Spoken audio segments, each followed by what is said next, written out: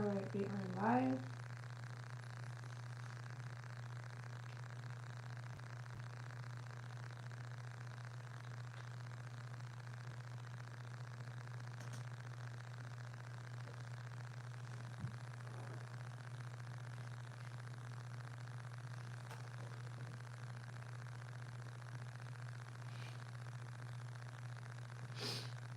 Hello, hello everybody. I'm going to update the description box.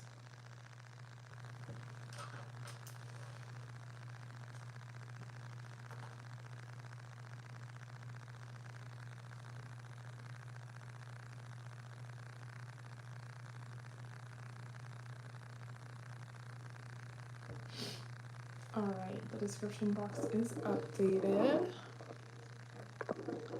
If you guys wanted to get on the list for tonight, you can. All the information is in the description box below. We have about 4 spots left for tonight.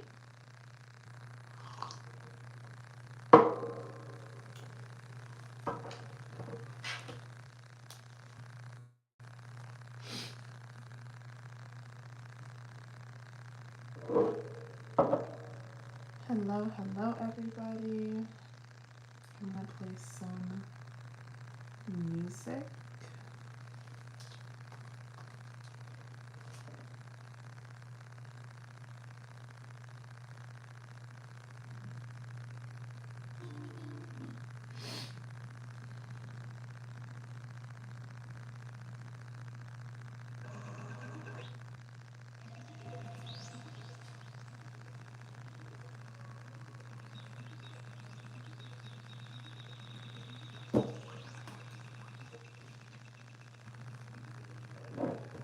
Alright, hello everyone, we are live, welcome. If you guys wanted to get on the list for tonight, you can. All the information's in the description box below. If you have never joined a live stream before and have any questions, feel free to ask me. And yeah, we have a small pre-booking list. If you guys want to get on the list, there is room still available. And we'll just get into it. So Trina, you are number 1. I'm going to start with you, Trina. If you are here, let me know. You got an 18 plus deck pool and channeled messages. I'm going to sip on some tea and wait and see if you're here, Trina. Oh my god, my throat is killing me. I have like, I don't know if it's allergies. It could be. But my throat is just like, it's super itchy. Anyway, hello, hello everybody. I'm going to start with Trina. She got an 18 plus and channeled messages. I'm playing some Rufus Du Sol in the background for anyone who knows who they are, and if you don't, you should definitely check them out. They're really magical in their own sort of vibey kind of way. Okay.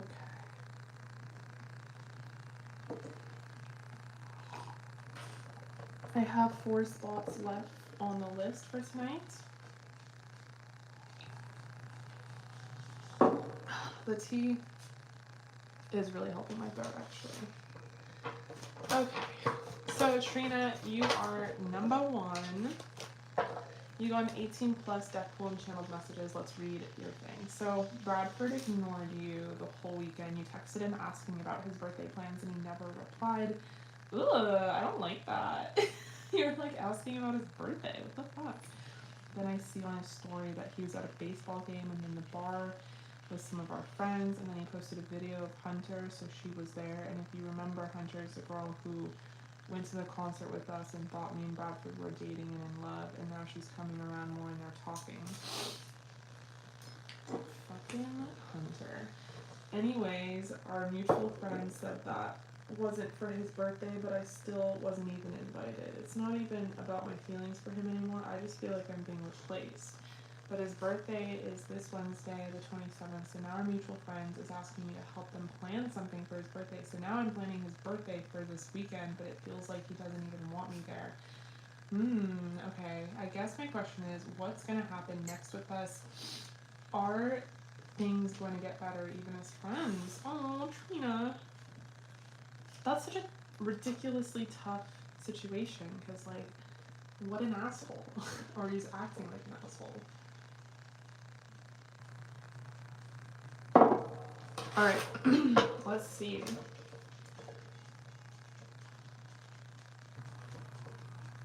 What's going to happen next with you? Whoa, card came out right away with the High Priestess.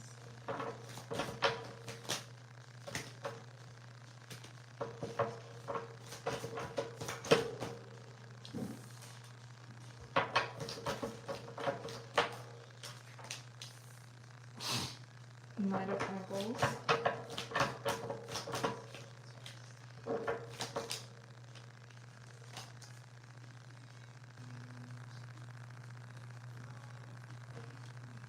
Three of Pentacles.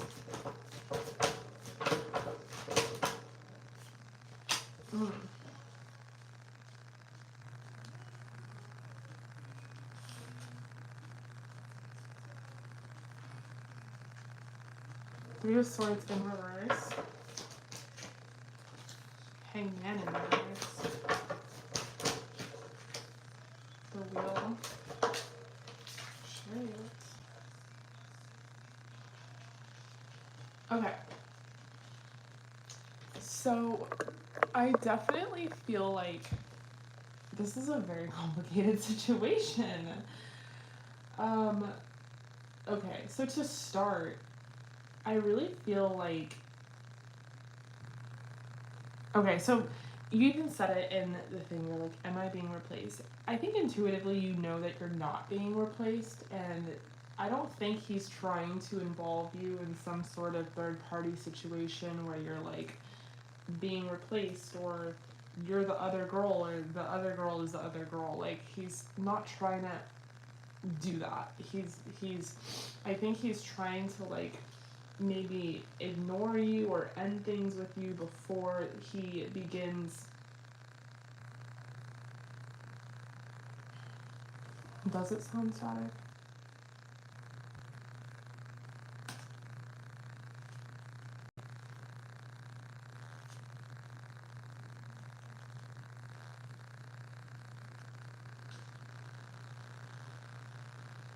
Oh yeah, I hear it too.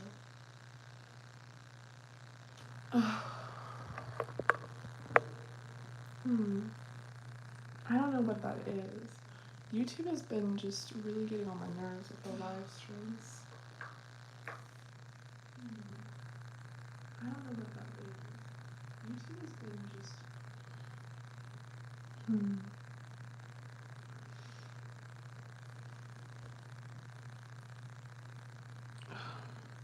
Okay, well, this is a really good spread, so I'm gonna finish it. But, because it's really laid out for you here with the cards. I mean, I feel like intuitively, trust your gut on this. Like, you know that you're not being replaced. You know you're not the third person or another person. And I think that's why he's trying to, like, or maybe even ignore you, or maybe it feels like you're being rejected, but there's just, like, you just don't have any clarity because there's a lot of stagnation. He's ignoring you. He's really not confronting the situation head on. He's being a coward about it. I feel like, a lot of this stems from the fact that in our last reading we kind of talked about how he does have these really deep feelings for you, and he's really afraid to ruin your friendship. So your question is, like, what's gonna happen next with you? Are things gonna get better even as friends? I think so. I think that there's this weird, like, cycle that you guys have found yourselves in. Yes, it is, Trina.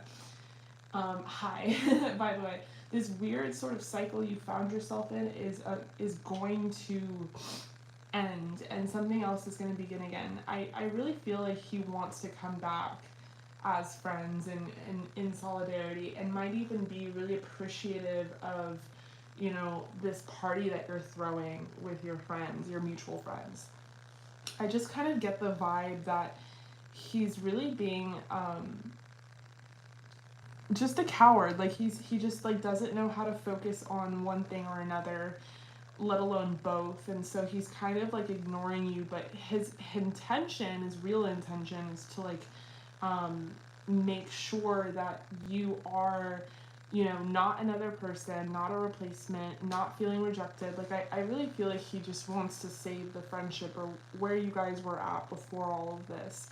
And it's interesting because with the Knight of Pentacles, it can represent, like, yes, you know, he's kind of coming down the line, and maybe like in time there could be like a relationship here. But I think for now he wants you guys to be friends and best friends again, and have that closeness between you two like you had in the past. And I feel like he really wants this, you guys, to move forward and to move on from this kind of weirdness.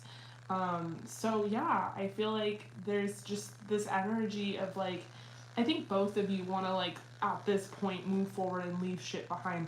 And both of you have a common goal, and that goal is like to be equal and to be friends, to be cool, to not have any of this like this weirdness with the Three of Swords coming out in reverse. Like I think he I don't know, he might really be interested in this new girl, but it's hard to tell because she's not really coming up necessarily in the photos, in the cards.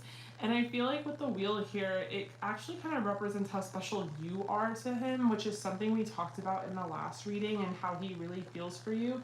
But I think it's like, I'm really like remembering the last reading right now, and it, like how he kind of spoke about how it is sort of annoying that you are so perfect to him, and like you guys are so compatible because I don't know, maybe he's cowardly and he's not necessarily ready for something serious with you, but it's like of all the options on earth, like you're definitely number one.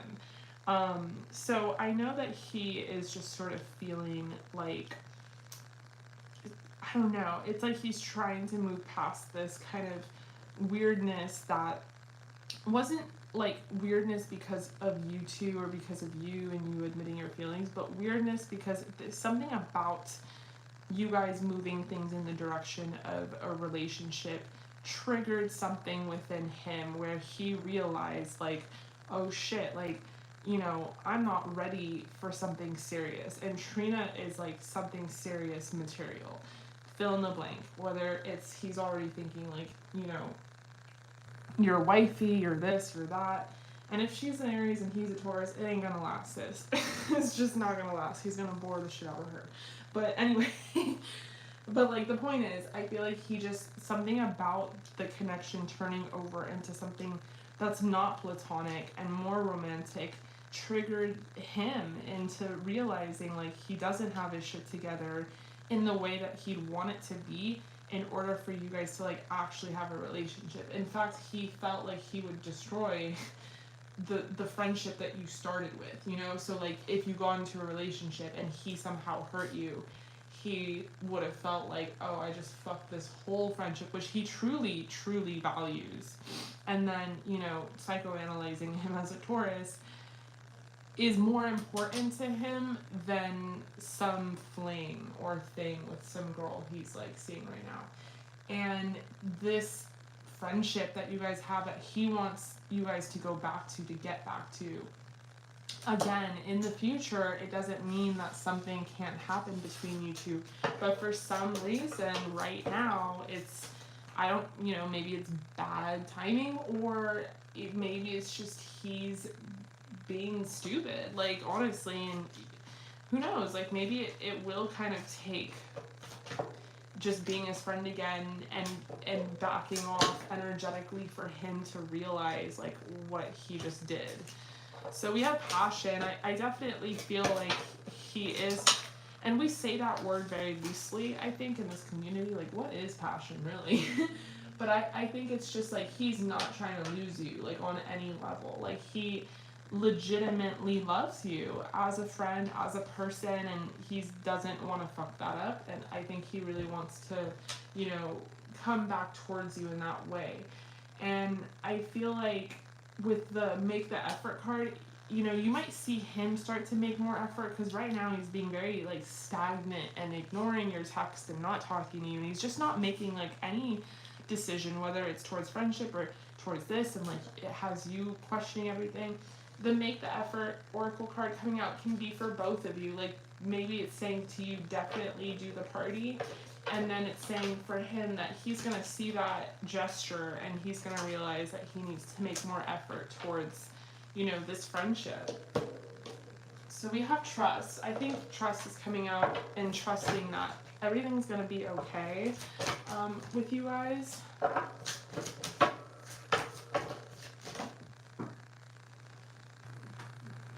We have thinker. Okay, so it might just feel like he's ignoring you and he's totally like adherent to the situation. He's not even thinking about it, but he totally could be thinking a lot about it. So much so that he's hesitating, like I said, and he's being sort of cowardly. Like he doesn't really know where to go from here. Like he thought he did, but he's now just kind of like, shit. Like I don't know what to reply. I don't know, you know, and it's interesting because it's like I feel like you're very easygoing, so it's like, dude, just fucking reply. But like he's very in his head about this whole situation. I think he will come around and be more honest and more balanced and more fair, in that we have the Three of Pentacles, which is about reciprocation, and it's about reciprocation on a friendship level as well. Or just like a working relationship type of level. And I feel like I think you got soulmates before in the last reading, like this oracle. So I feel like this coming out is more reassurance that your relationship it's not ended, and it's not even close. It's just sort of actually evolving with the wheel and turning into something different. And like I said, maybe this was a necessary lesson that he needed to be triggered in this way, to realize that he doesn't have his shit together, or he's not ready for a woman like you, you know, because he can like fuck around and be like, oh, blah, blah, blah, blah, blah, but then like wifey comes by and he ain't shit. and it makes him realize like, oh shit, I'm not shit. So, you know, maybe this was like a spiritual lesson, and maybe you guys have some sort of contract where you were supposed to teach each other something. But I definitely believe that you're soulmates in some sort of way, shape, or form.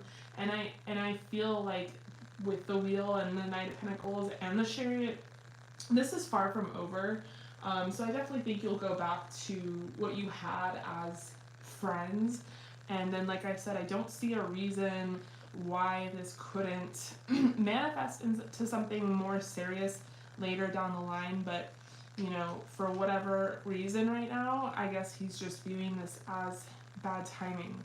Now, he's very attracted to you, and often compares you to other people.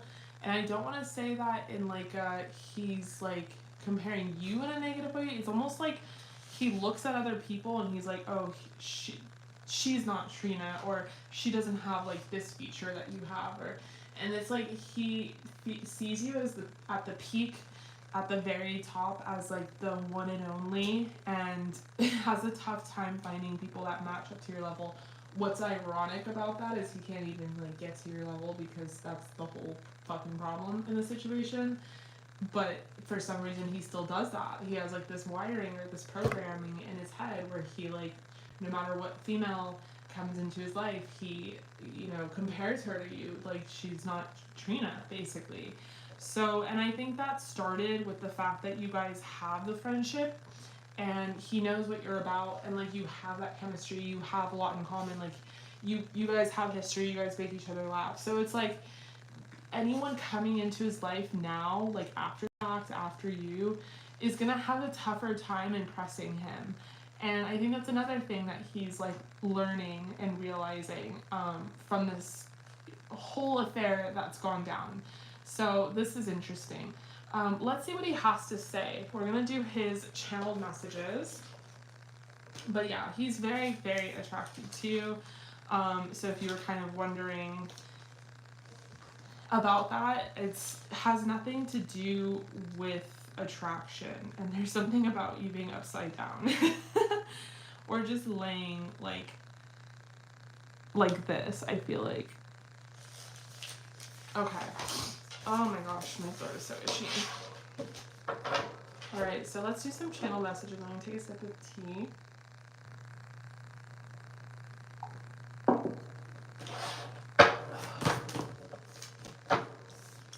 Alright, so, well, I wasn't ready, but 10 of Cups in reverse. Toss out. What would Bradford say to Trina? What would Bradford say to Trina?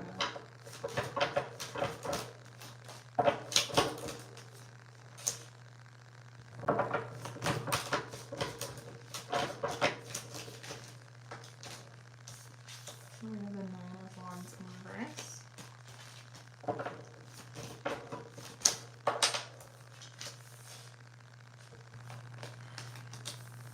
Wow, 10 of Pentacles, clarifying the 10 of Cups in reverse. What would Bradford say to Trina?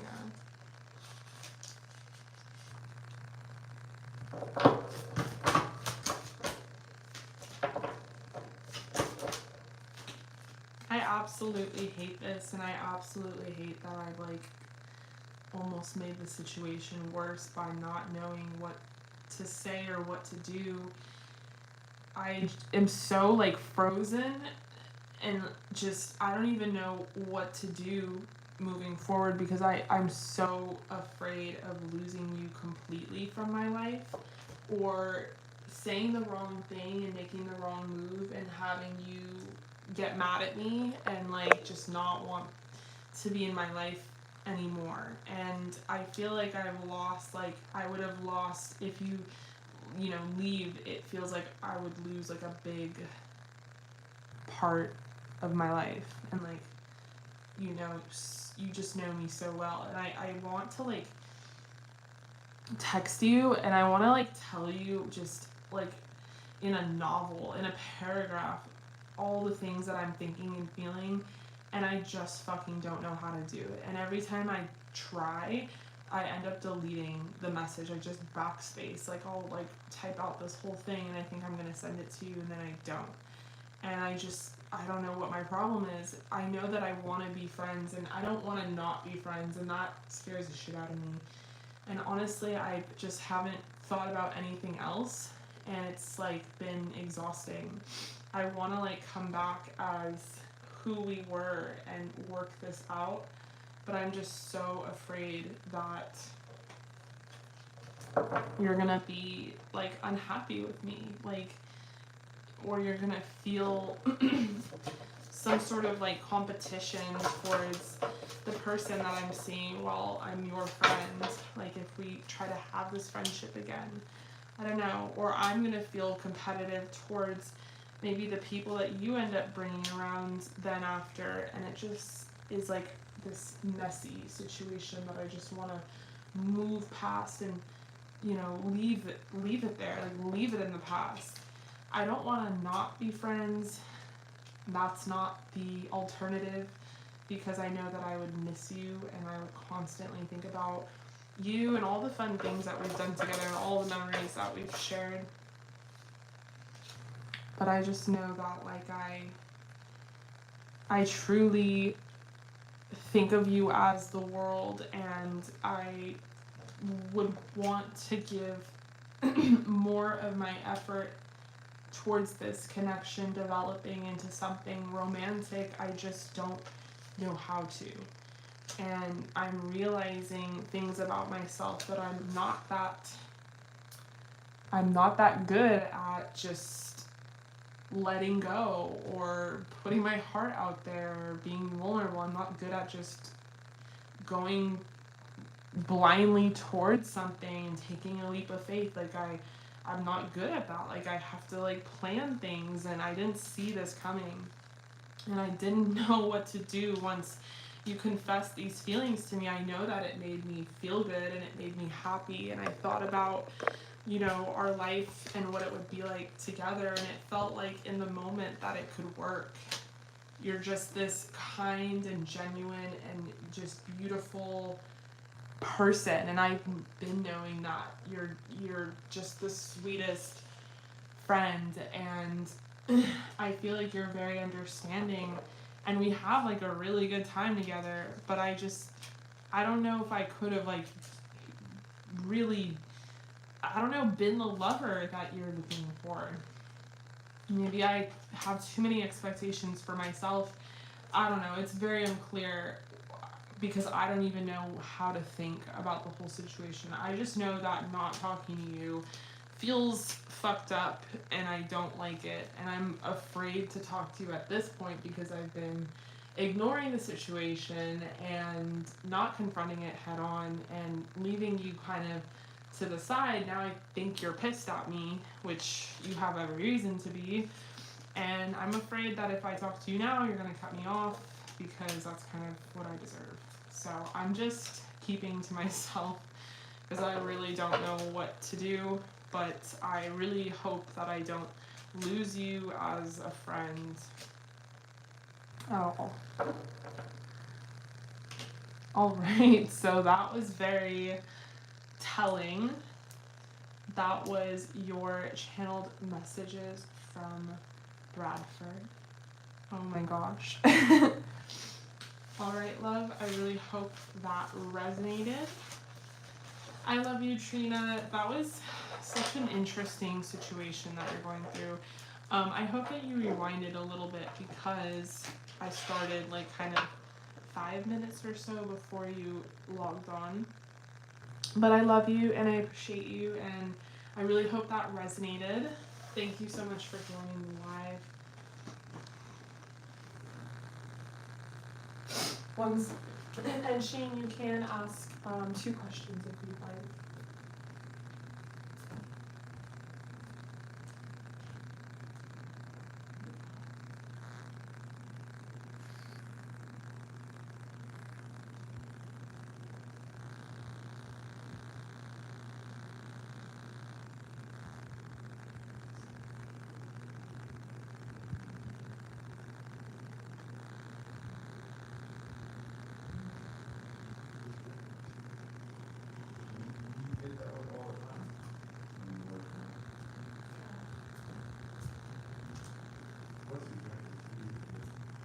Yeah.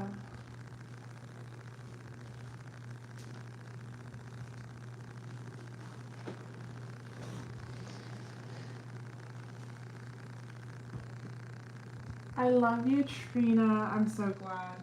And yeah, you can ask 3 questions. Why not? It's Monday. Nothing is really going on right now.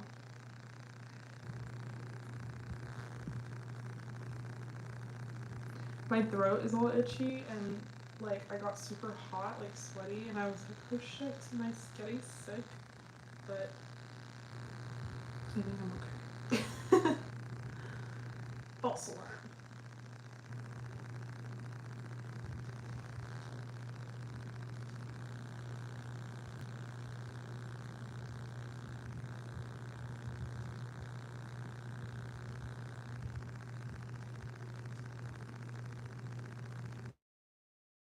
Hi Beth. So all the information is in the description box below.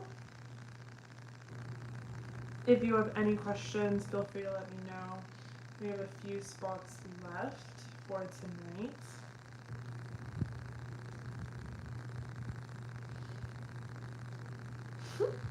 I take like, we have a baby monitor, and like when he's sleeping in his crib, obviously we like keep an eye on him and watch him. But you can like take screenshots of him like while he's sleeping, and he looks like a straight up alien. Here's a cute one. This one's super cute, and then this one is really funny because he looks like an alien.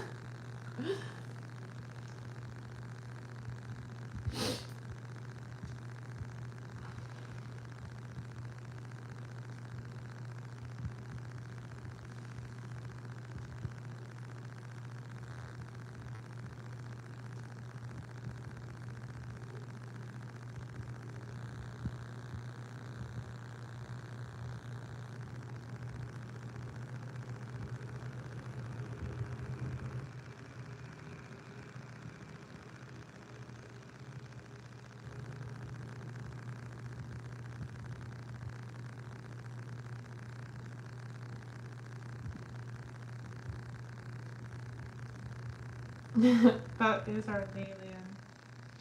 Alright, I'm gonna keep playing some music. There's this really good, like, EP by Rufus Du Sol. They were, like, live in Joshua Tree, and if they're not summoning aliens with their music, I don't know who the fuck is. But I just, like, honestly feel like they were visited.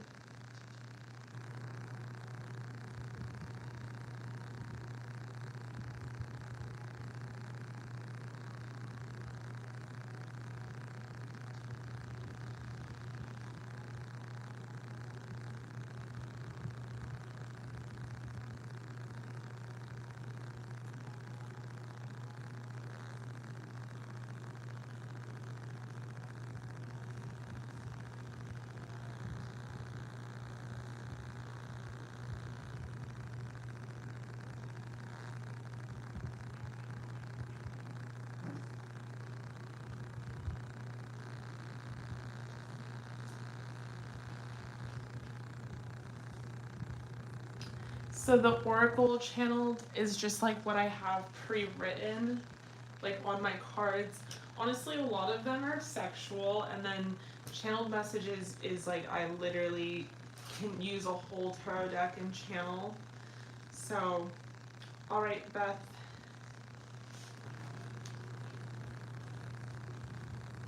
Okay, I got you. So you got a regular deck pool. Let me know what your question is.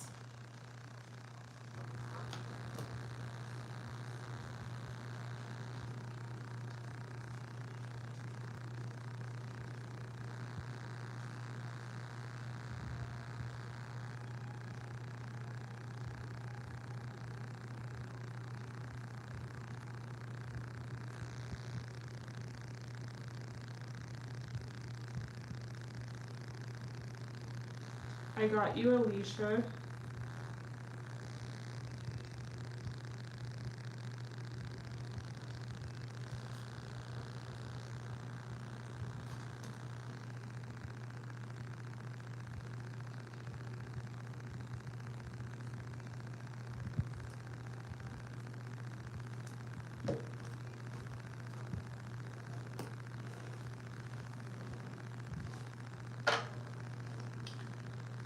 Let me know what your question is, Beth.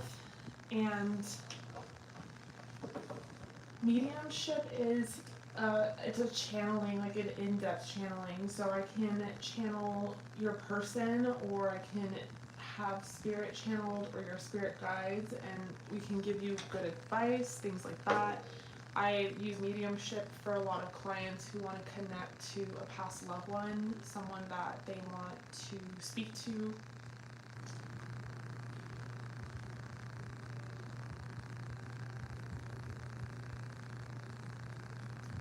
Okay, and I got you, Alicia. You are after Beth.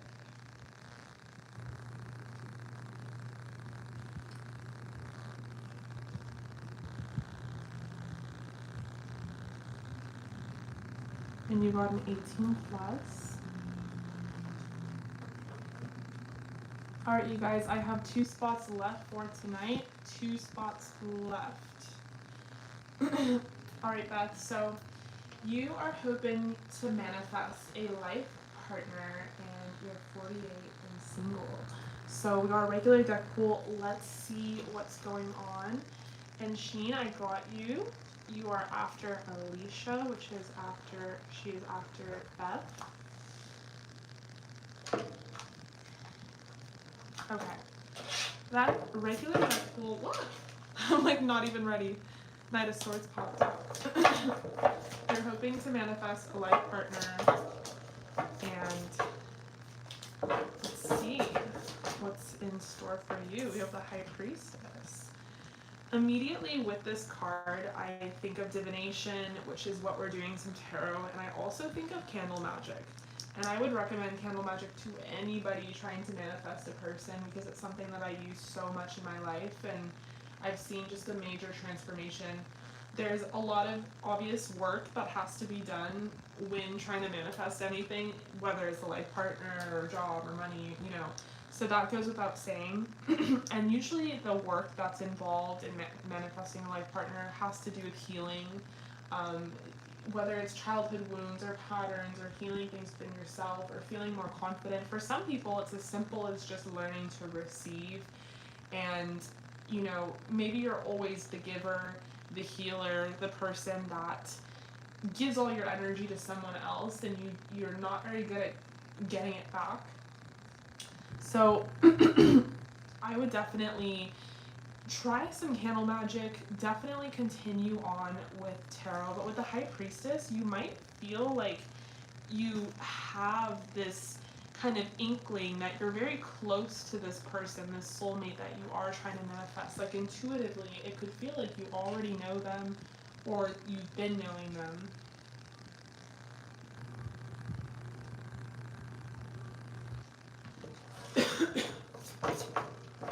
Okay, so High Priestess to start.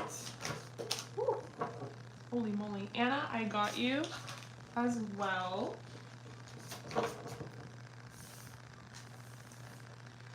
We have the Queen of Pentacles. The King of Wands. Alright, so for you, I'm definitely seeing that like you actively have done the healing, you have done the work, you're a very stable person, you know, you could have a lot of things kind of set up for yourself. You know, you have a career, you have a solid foundation, a house, a car, things like that, and you're just sort of ready to receive. The Queen of Pentacles, along with the Empress, they're very similar to each other, are really good at receiving, but the Queen of Pentacles tends to have a harder time with it just simply because she's such a giver.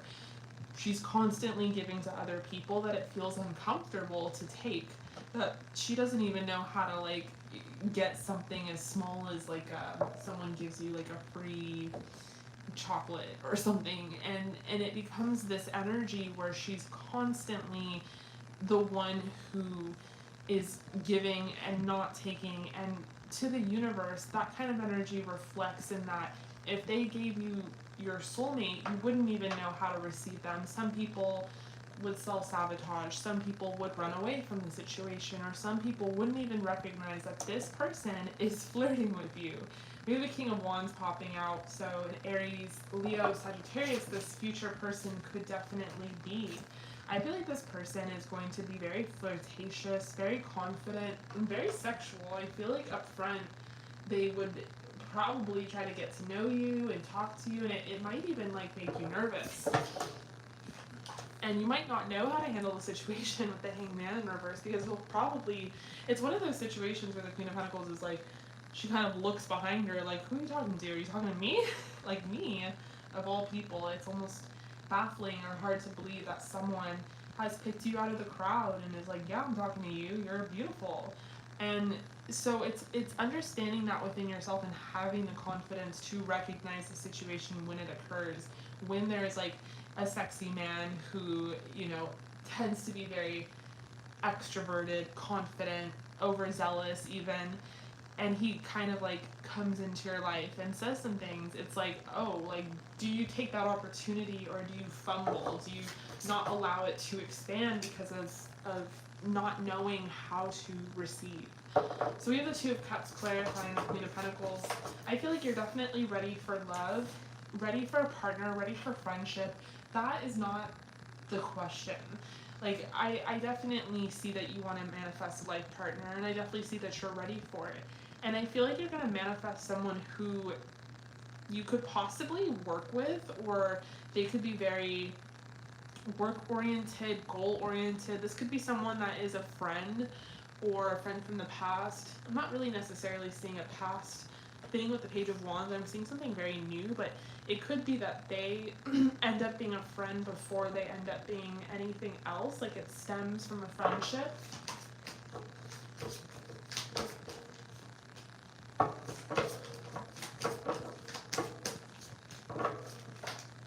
I feel like there's going to be an instant attraction, so you'll definitely know who this person is. This is not going to be someone that you're questioning, like, is this my person, is it not?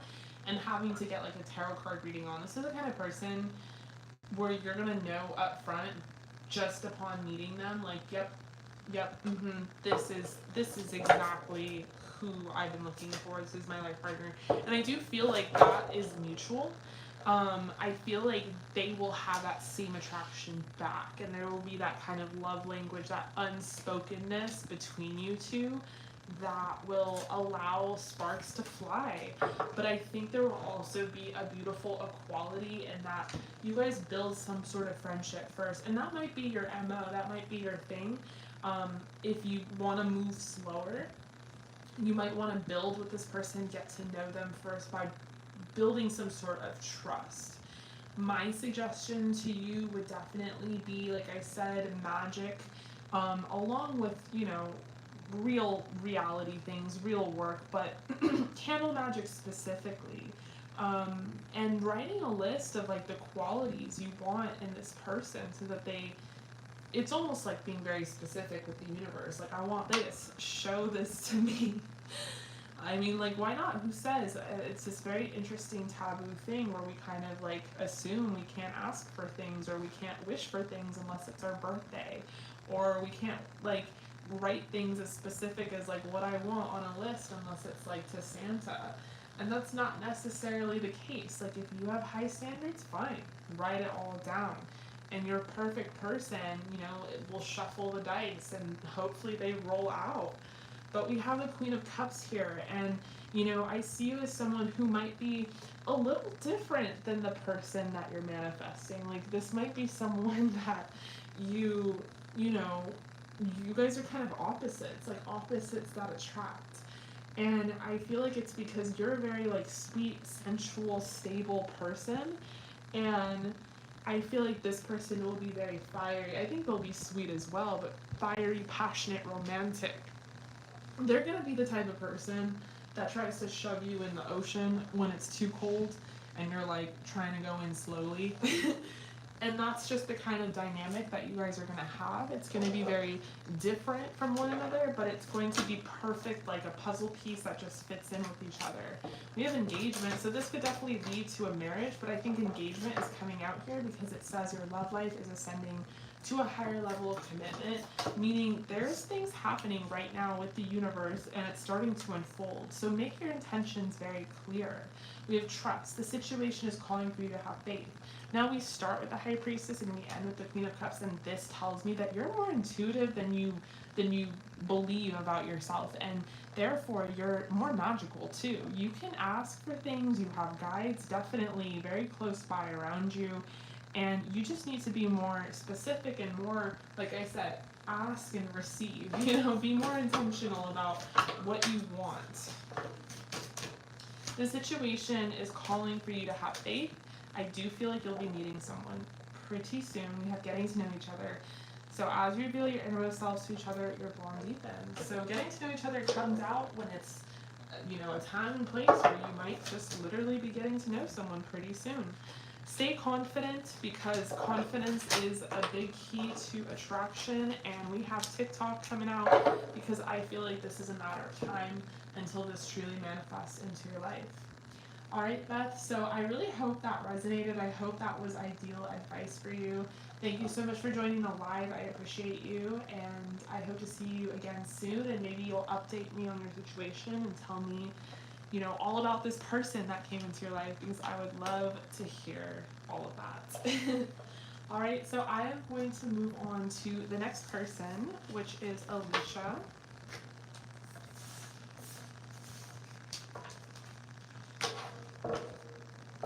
And Alicia, you got a regular deck, or you got an 18 plus deck pull.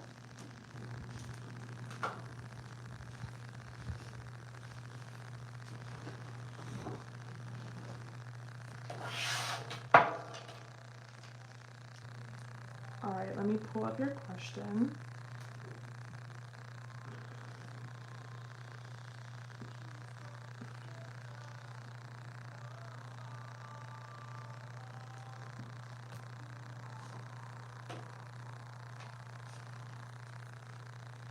Alright, Alicia, so you got an 18 plus and a timeline card. Awesome. So You're back and you're curious. You want an 18 plus reading with timeline, and your question is, what does the future of this relationship look like? We're in a committed relationship. Okay.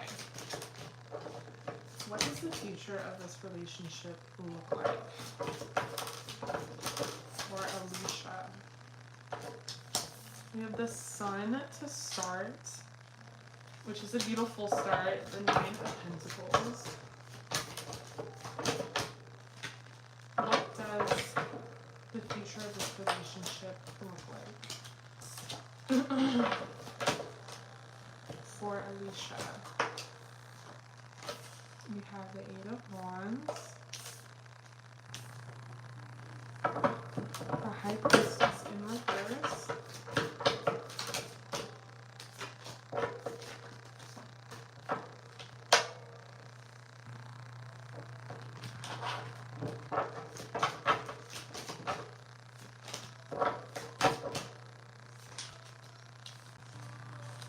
we have the Ace of Wands,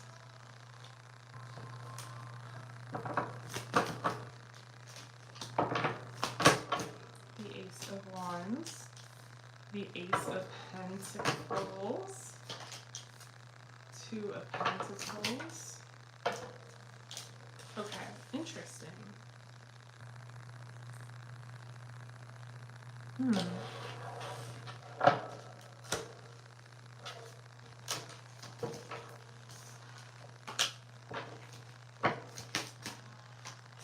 Okay, interesting.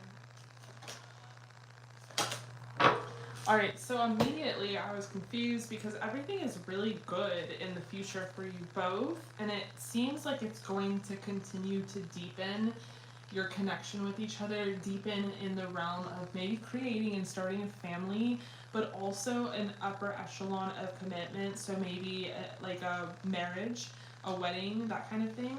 But there's some sort of struggle here, and I feel like it's in two different things. I think the first is, I feel like maybe you might be the breadwinner, or you might be the one that makes the most money in the relationship, and there might be some financial mishaps in that this person might feel very competitive towards you in the fact that you make more money than them, or something to do with finances. And then with the High Priestess in reverse, I was like, why is she popping out in reverse? And only the Five of Cups in reverse. So to me, I feel like there might be religious factors, and I don't want to say it's super religious. I want to say that you're the spiritual person that listens to tarot and probably like loves crystals and all that stuff. And his family, because I do see this leading towards a marriage, is very traditional. And they might think what you do is taboo if they even know about it, or they just might, if they don't know about it and it's not their business, they might try to place their religious ideals onto your future kid, that kind of thing. So I see that being like almost like a spiritual block for you. Like you're gonna feel like you can't necessarily take a deep dive into trusting your intuition the way that you did before all this. And it's almost like you're going to be getting to know each other again, but in a different way, because the marriage and having a kid together is going to bring out something new within your connection. Very positive newness, but also other things where the family is traditional or has different values or religions, and they're trying to kind of place those emphases on you. And these things do happen, and we don't think about it, you know, at the time, but everyone has an opinion, especially when you join families together. And so I could see there being like a tiny rift in the future, but not necessarily even in the relationship or in your connection, but more so in just like in general. Like I feel like if everything is really good, but I feel like if there was we were to talk about anything popping up, I do feel like you might not trust your intuition or as much, or you might not be able to visit your spiritual side. And maybe, let's say you have like a spiritual routine, or you know, you do certain things that feel good for you, it might feel like you're like kind of distant from that. And it might be because of the influences around you or around both of you. Now, I feel like the future is full of a lot of clarity. I feel like there's a lot of love and happiness, and you guys are really like have a deep bond and a deep commitment and loyalty to each other. I don't think this person would ever do anything to you to ever hurt you. They're very trustworthy. I do think that you guys might get pregnant, and I do think you'll get married. And I'm not sure if it's in that order, but in the tarot cards it is. So it might be pregnant first, but you know. And I feel like I said, if there's going to be anything, I just feel like your person is going to be very competitive with you on a financial scale, but maybe the competition is good and healthy because like they're just going to try to, you know, work harder and do more, and that's as it should be. So yeah, but I definitely feel like this is someone who is your soulmate in some sort of shape or form, and I do feel like there is a huge deep attraction here. I mean, this person absolutely loves you. They're literally obsessed. They love your hair and your skin. I'm getting something about your skin just being beautiful and flawless and smooth. Drop that skincare routine, girl. And I feel like they really love your hair. I think you guys have a really playful, healthy, sexual relationship as well. And I think there's like a lot of laughter and comfortability. This person loves cuddling with you and holding you. I definitely think they want to see you pregnant for sure. It's not even that like we're talking about kids. It's like they're not even thinking about kids. They're just thinking about you pregnant and planting their seed. This person loves your curves. They love your titties. They have time for a nap. They might like napping with you specifically because you guys get to cuddle. And that's something that they really enjoy. But we have a higher power, so I do feel like there is a divine sort of destiny in place for you two and your relationship and your connection, and it does seem very blessed. See, we have soulmate that just popped out. That's crazy. So yeah, we have soulmate twice. Like this is someone that you're definitely supposed to end up with, and I like to tell everyone up front, not in your situation at all, but when we talk about soulmates, you know, it doesn't always mean it's your mate, your person that you're going to end up with, but I feel like in your case, yes, this is definitely someone that you're going to be with possibly even for a lifetime. So this is really beautiful. But yeah, this person is hooked on you for sure. All right, Alicia, I love you. I appreciate you. I really hope that resonated. Thank you so much for joining the live.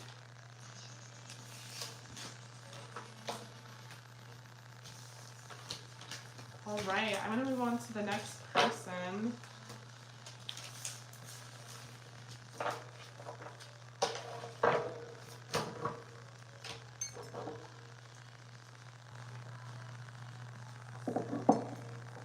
Which is Sheen.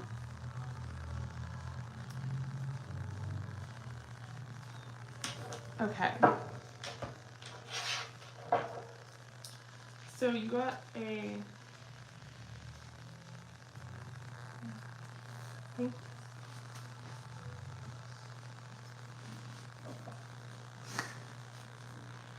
So you got 3 questions. You're so welcome, Alicia. Ah, the emoji. I would love to see it. You have to let me know if it happens. So you got 3 questions. You got 2 regular deck pools and 1 18 plus with mediumship. So what does he think of your pessimistic, cynical side in regards to the philosophies of life, especially when I have these conversations with my good friend Joe? Oh, I love these. Okay, hold on. I'm going to read the update. I love these questions. I started a new job undergoing training, and I feel like he constantly tries and succeeds getting horny at the most inappropriate times, even though the classroom is mainly filled with women. It's sexually frustrating for me while I'm dozing off, trying not to fall asleep, fantasizing about him in boredom from the job. That's amazing. Okay.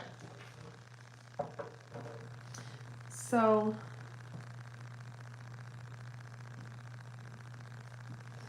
How does Blue feel about your pessimistic, cynical side in regards to the philosophies of life, especially when you have these conversations with your good friend Joe?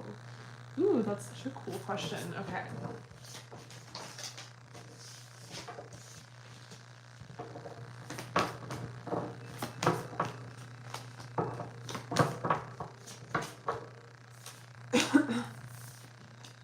Interesting. We got the Empress in reverse.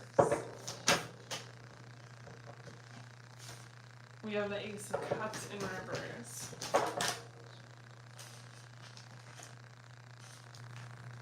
Okay, we have too many cards. We have the Star.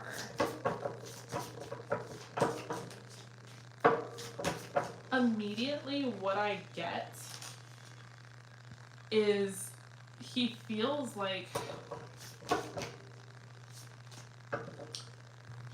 you're this very soft feminine energy, and he feels like it hardens you when you have this like pessimistic, cynical side to you.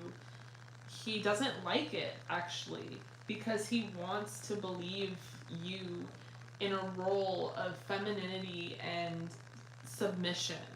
So when you have opinions and when you have pessimistic opinions, he doesn't understand why. He wants you to be this being of love. Now, on one hand, that's a really cool spiritual thing, because the only thing that I think we know that we can figure out is that love is the answer. When we die, when we come back alive, all that great stuff, I think all we realize is love is it. So I feel like he's almost on one hand trying to protect you by saying that's not necessary energy. You don't need to focus in on cynical, pessimistic, the glass is half empty type of reasoning. He's almost, sad, because he's like, he wants you to be more compassionate, more fulfilled, more full of love. Now, I understand even your side, because it's like, on another hand, well, that's not necessarily always logical. And it would be nice to always be happy and full of love, but it doesn't always work out that way. Now, I'm not fucking kidding you. I'm staring at this light right now outside of my window, and it's flickering. And it was not even on, and the fact that it's just like flickering and like came on is crazy. Anyway, so yeah, I feel like with the Empress in reverse, he's almost like, I don't understand. Like, why are you...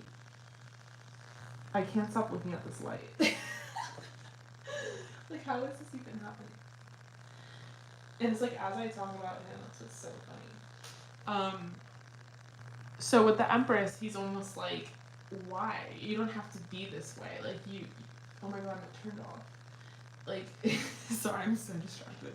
You don't have to be this way. You should be a being of love. You should be a soft feminine energy. You should receive all of the love that people want to give you. But with the Star, at the same time, you intrigue him. He's like, I don't understand it. I don't know why you're like this. Why not be more full of love? But I'm intrigued and I'm interested, because these opinions of yours are what makes you unique. These opinions of yours is what makes you stand out from the crowd. These opinions of yours are what makes your way of thinking, thank you, interesting and different. And that's part of the fucking attraction here.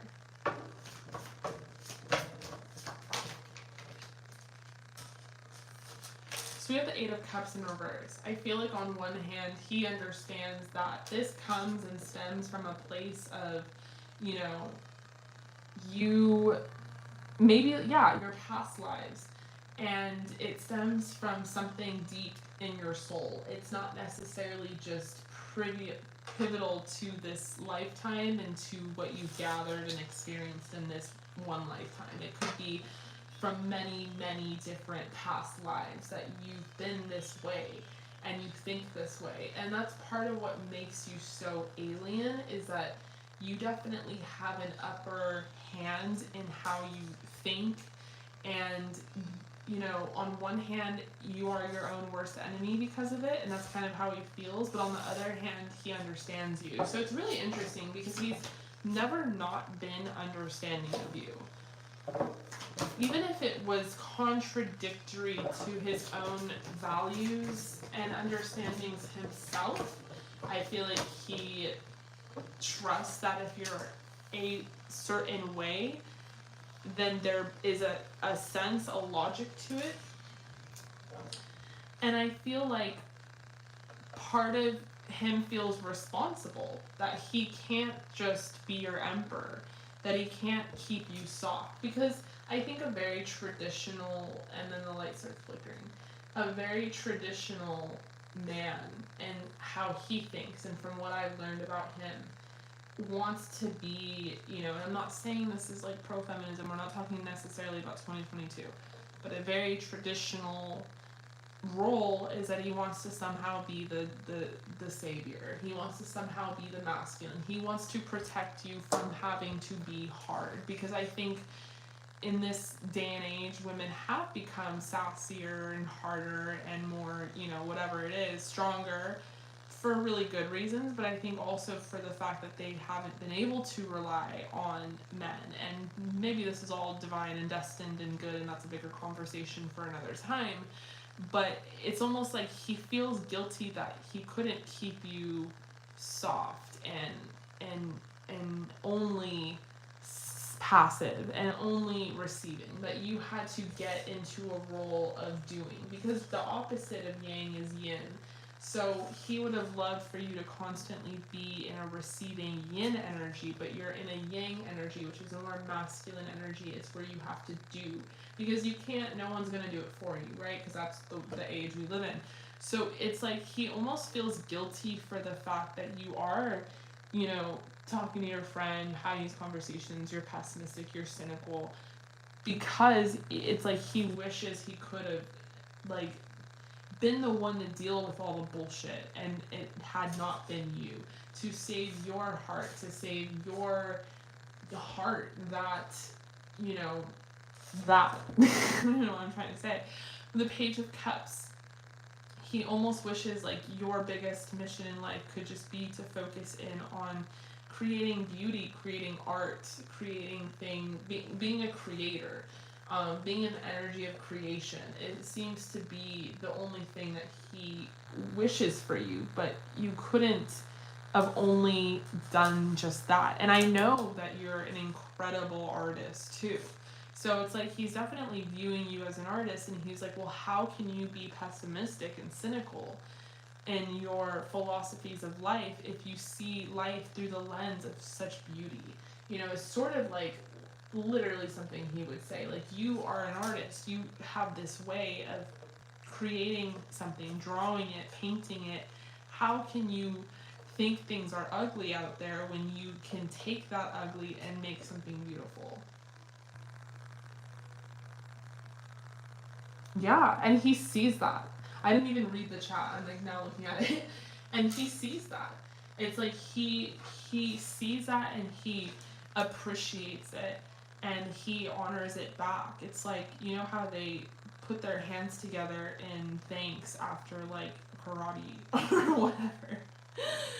It's sort of that energy. Like, he wishes that you could only be all love, and he's sad that you can't, that can't be your only focus.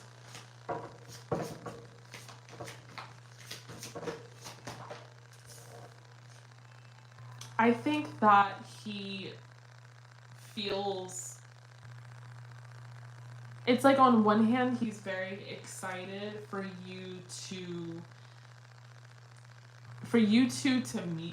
meet again. It's like that's a day he always waits for, but with patience, because obviously he doesn't want anything to happen to your life and doesn't want you to rush your life. But there's this energy of just like he can't wait to be able to talk to you and feel you and dance with you, and maybe like he can't wait for him to be Joe, where you don't have to talk to your friend Joe about these things, but you can talk to him about these things. But the same way that like he is your muse, you're his muse, and he feels like, you know, he wishes you would listen more to, I don't want to say him, but I'm kind of getting that energy. He wishes you would listen more to him. He wishes you would listen more to, it's not even music, but it's just the synchronicities, the sounds, the signs, something around you where he's trying to communicate with you through those things. Frequency, I don't know.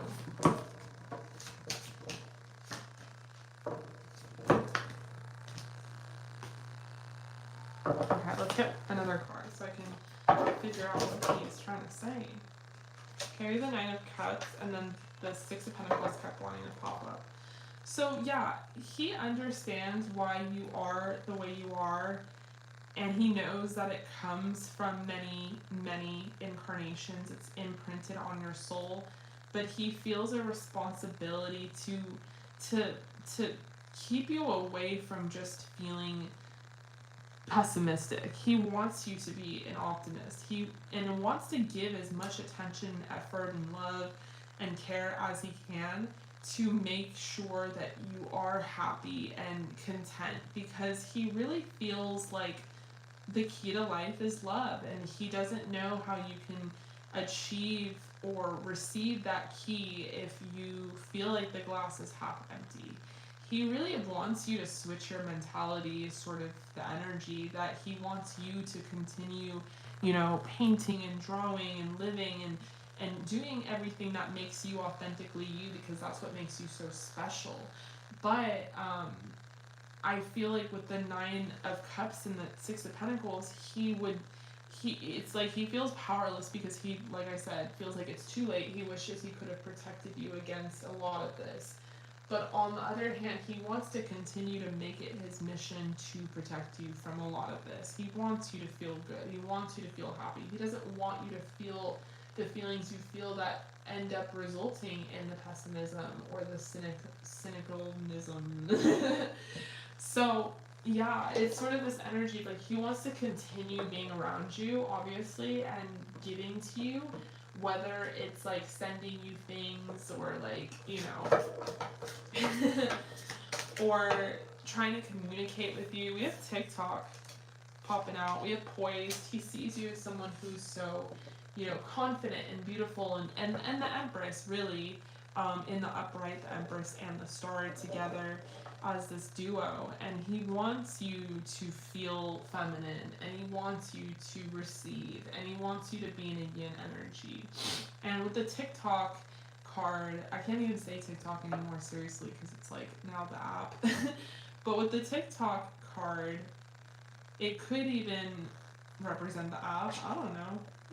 Maybe put your artwork on that. That would be really cool to like flash forward your artwork, like how you're drawing it, and then put it like on TikTok. I don't know, just got an idea.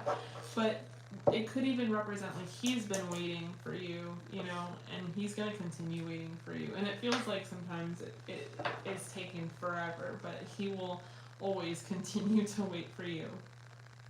Alright, so that was your answer for number 1. So for number 2, what was he like when he was younger, before he met you in the past life? What molded him into the man he is today? Ooh, that's a really good question.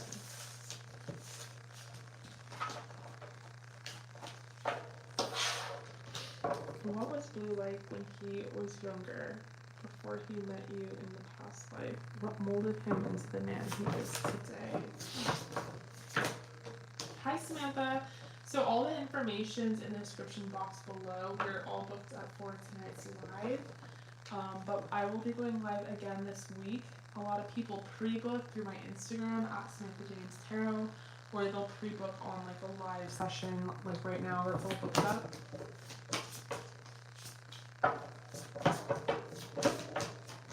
Okay. What was Blue like when he was younger, before he met you in the past life? What molded him into the man he is now? We have the Four of Pentacles in reverse, the Fool, the Hermit. Oh, interesting. really getting up front that he was very impulsive, very like open book, kind of told everyone everything, impulsive, not very wise, made a lot of fucking mistakes is sort of how he would describe it. Like, I fucked up. I told too many of my secrets. I had those secrets used against me. I jumped off cliffs. I was impulsive. I took leap of faith without any wise counsel. I was not wise. It was like the energy of like I was very youthful and I made a lot of mistakes and I tipped over my own cups and I fucked a lot of things up, is like how he would describe himself as like a young lad. We have the Page of Wands. Yeah, very, very passionate, very ego driven, very overzealous, just like he saw something and then it was like a change in the wind, like the wind just changed his direction real quick. Like he had no faculties and no commitments. It was just pure impulse and curiosity.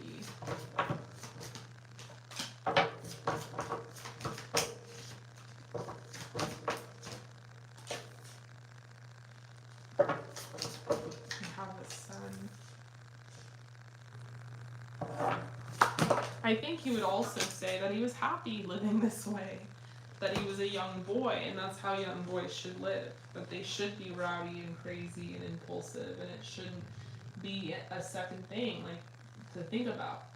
So I kind of get this energy that, you know, he was fine being how he was, that he was leaping in the fields barefoot underneath the sun, that everything was raw.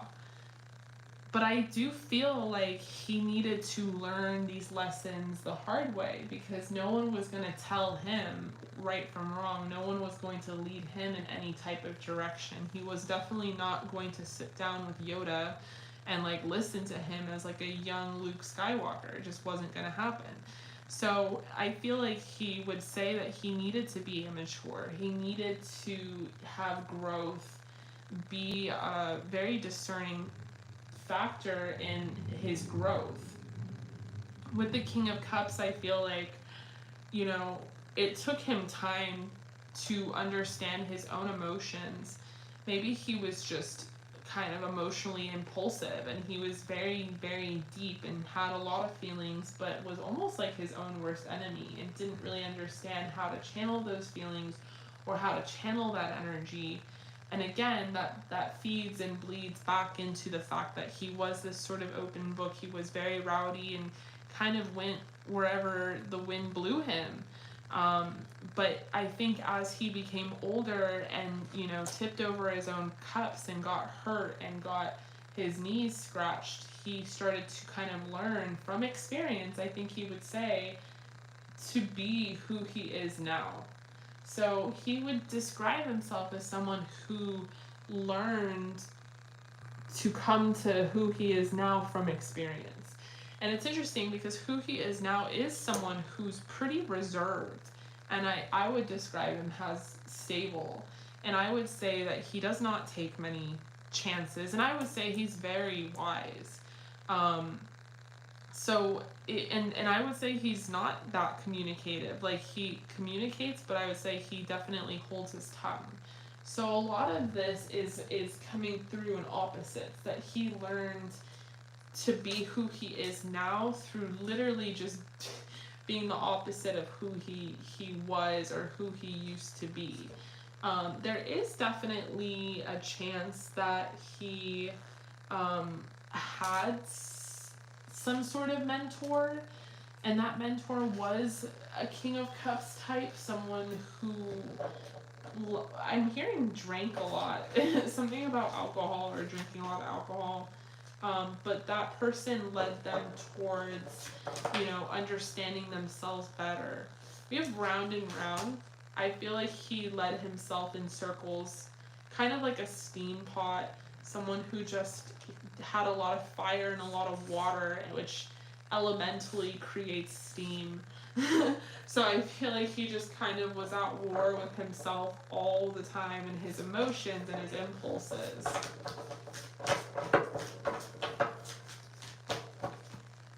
I almost feel like he had some sort of mentor that drank a lot and like had him drink from such an early age. He feels like a lot of everything that's happened to him was fated and meant to be and had to be that way. And with deep knowing, I feel like, you know, it's the experience that he's had in his life that's created this wisdom. He's thought of himself as very flexible, as someone who's very adaptable, who's had to really regenerate and build himself up from the chaos and conflict that he found himself in quite often, honestly. So this is really cool. This is really telling because I feel like this is so different than who he has become. So like as a younger man, I feel like, yeah, he was definitely crazy. So yeah. Okay, this is really juicy. Alright, so we're gonna do an 18 plus with mediumship, which is a very in-depth channeling. So now we're gonna completely switch the deck.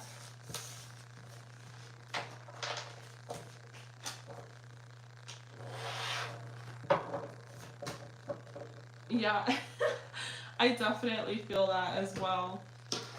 Okay, I'm gonna take a sip of tea first though.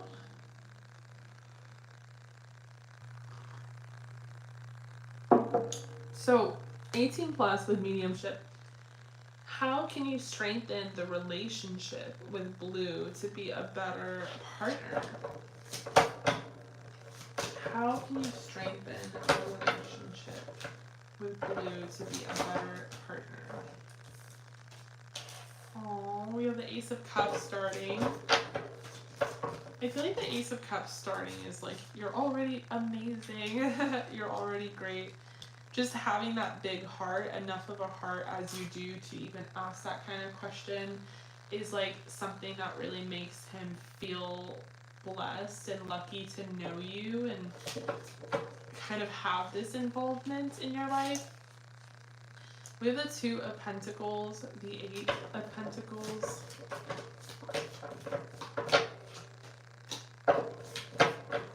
I think he would appreciate if you didn't try to put the world on your back or try to do everything. I think he would want to, you know, like I said, more traditional values. Like he would have like loved to be able to put the world on his back so that all you have to do is relax. Like if he had it his way, you would just chill and be pretty and sit pretty, and he would do a lot more of the work. And I think he feels like it's unequal because you are doing so much of the work and trying to become more sophisticated in your spiritual abilities and able in order to communicate with him. And it's sort of this energy of like, he feels like you already do a lot, and he thinks you have such a sweet heart for even kind of asking this question, and wishes that, you know, he could do more. And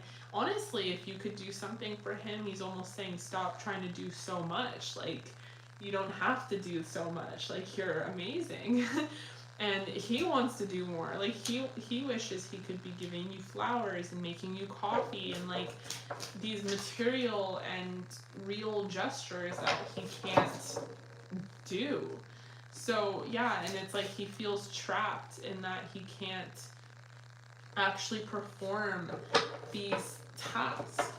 So it's kind of the energy of like your bond is strengthened for life and it's impactful to him, and he feels like with what you guys have right now, you're building a very solid foundation for a friendship, a relationship, a partnership. You're building that trust with each other by even just opening the gates to this opportunity, by even just allowing him to communicate with you the way that he does, and he doesn't feel like you need to tweak anything or adjust or, you know, change anything.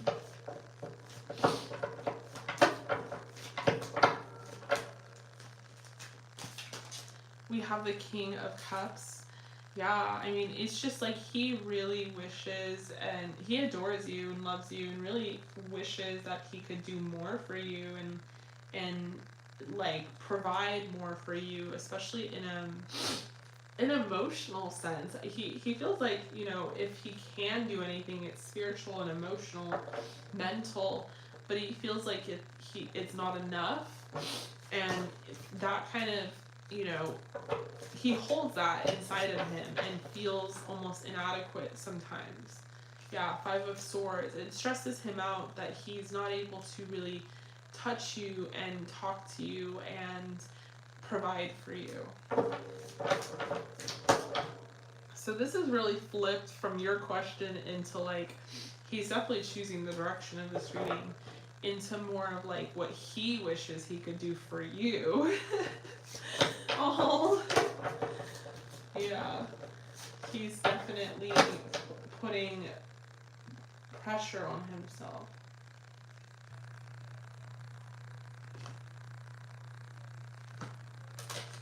This light is just crazy. It's like, now there's a, what the and it's fucking flickering.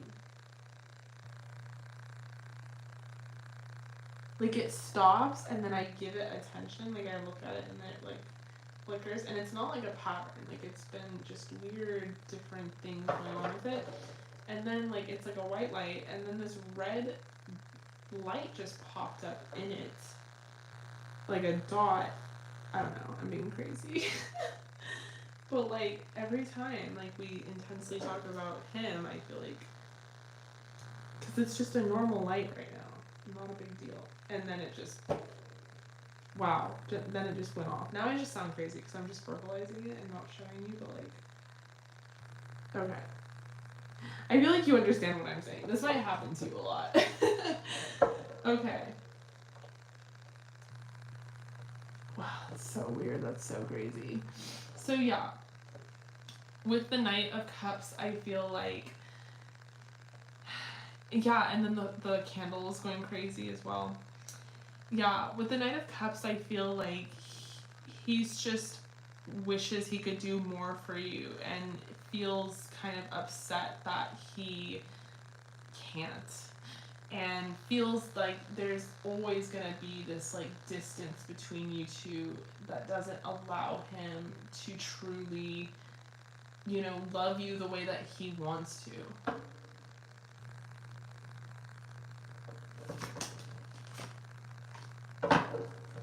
Yeah, at the bottom of the deck, 2 cups in reverse, and it's like he knows you guys have this attraction and this compatibility and wishes to enhance it more, but can only do so much. It's kind of like he wants to ask you, you know, how can he strengthen your relationship? Like, what can he do to be better, to be more? We have playfulness. So he definitely wants you to have lightheartedness and doesn't want you to be too serious, because he feels like you already have so much on your plate in your life that, like, you know, that's not necessarily what he wants in a connection with you, to put more on your plate, to stress you out, to have you do more work. Like, he definitely does not want that.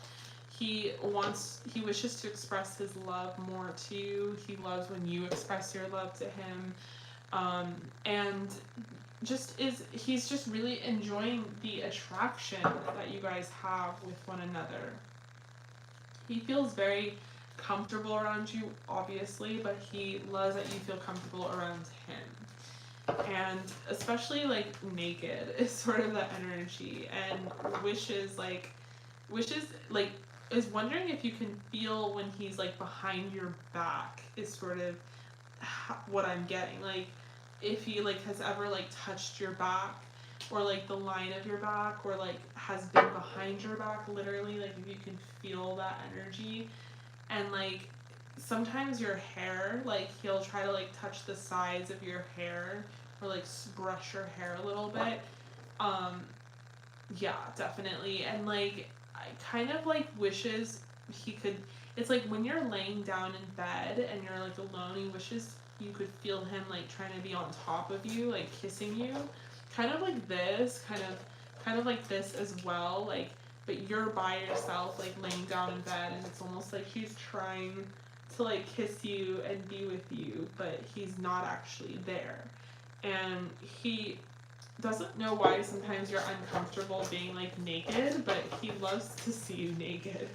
He thinks you're so attractive, obviously, and really loves like your back and your booty.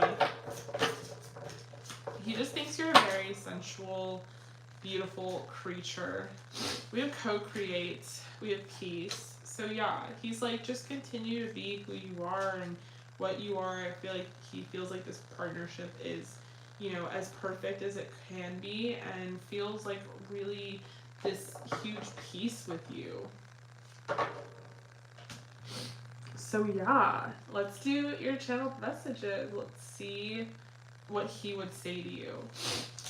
I feel like you're like the owl, like the cute little owl.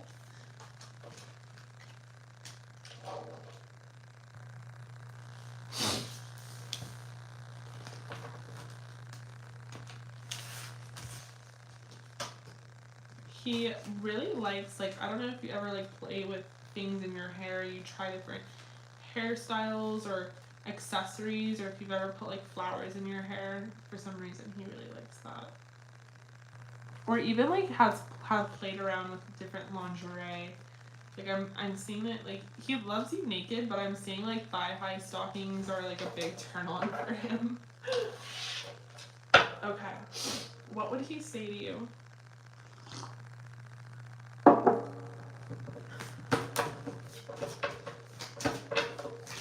my gosh, no. Being petite does not mean you look like a kid. It means he can throw you around and do what he will with you. Yep, this came out again to start because he's like, let's revisit that point. I really like thigh-high stockings on you. What would he say to you? King of Cups, 5 of Cups, 8 of Cups,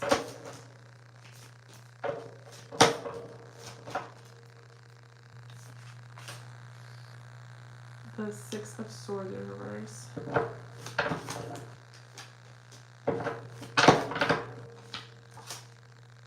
the 5 of Pentacles, what do you say to you? The 2 of Cups, the 7 of Pentacles. Hi Salome, how are you? Okay, what would he say to you? I have these unimaginable, deep feelings for you. And yes, we do. We have a spot for you if you want to book. Okay. What would he say to you? I have these deep, unimaginable, profound feelings for you. And as you know, they extend over multiple incarnations, and my attraction for you goes far beyond this life and many others, and it feels burdening and hurtful that I can't give to you the love that I would. I try to give you love in different formations and ways, and I hope that you can receive it. But when I truly wish and truly desires to be able to give you love in an intimate setting, to be able to touch you and feel you and hug you and have you reveal yourself to me emotionally, and I know that you have spiritually, but to be able to dance with you and be on top of you is something that I would love. And I'm both sad and afraid that you may move on from me and from us, and I might not be able to be the one holding you. I'm afraid of you moving on with someone in this dimension that can physically be there for you. No matter what happens, I'll always adore you and love you and feel that you are deserving of that touch. But I just want you to understand that I deeply care for you and love you and feel that you are just so profoundly beautiful. And I wish you would believe that about yourself, because your confidence could change a lot of situations in your life. You should see what I see, in that you are a figure and a painting and a muse and something so beautiful and elegant and delicate and so worth loving and learning and knowing and building with.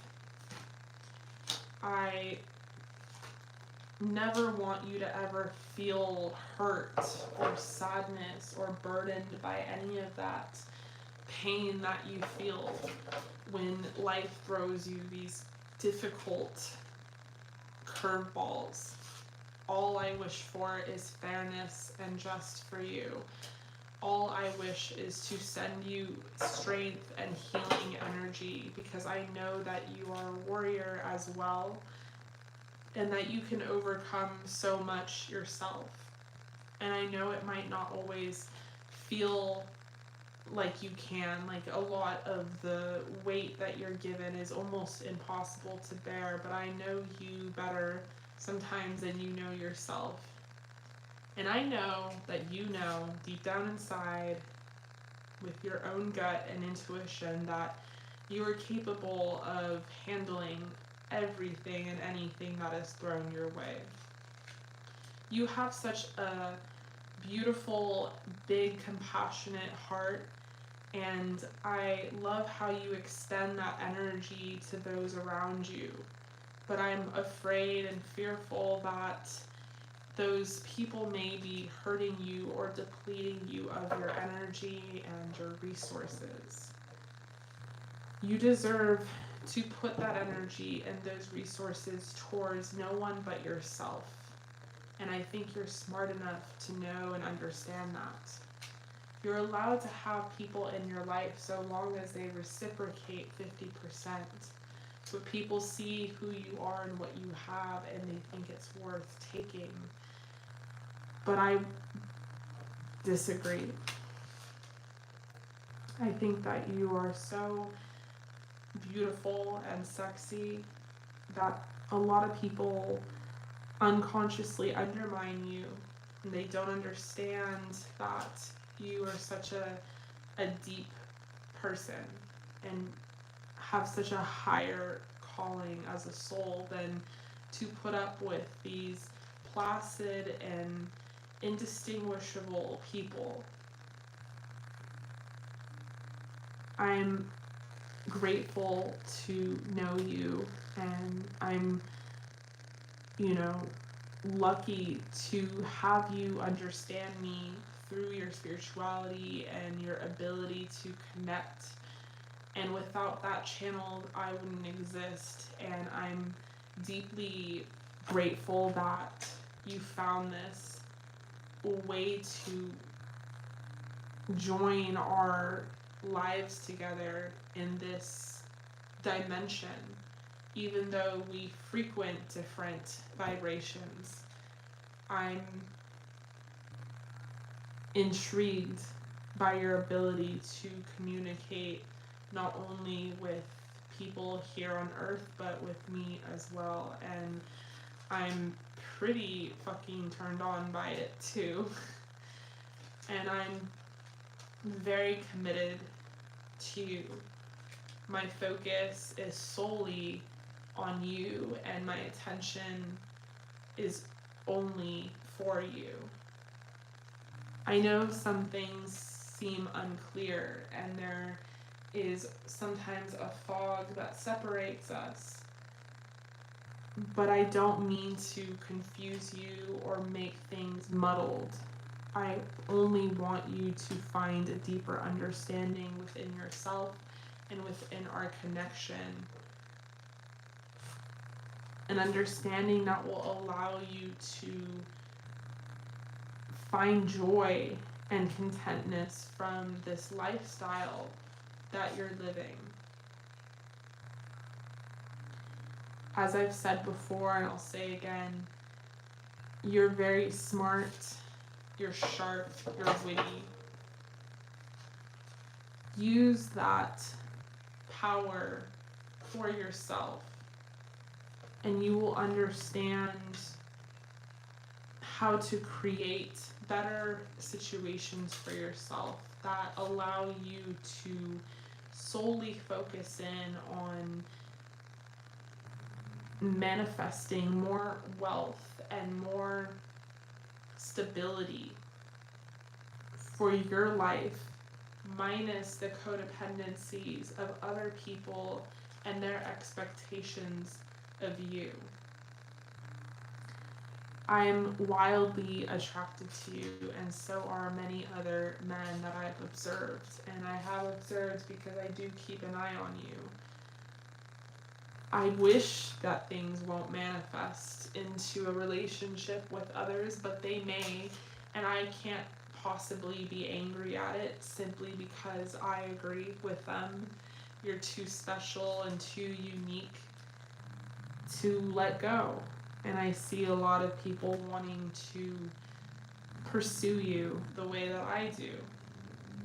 Whatever the case, whether things end between us or whether they are severed, I forever want you to be happy and fulfilled. And I think that you should embody a little bit of who I was as a younger boy and be more reckless.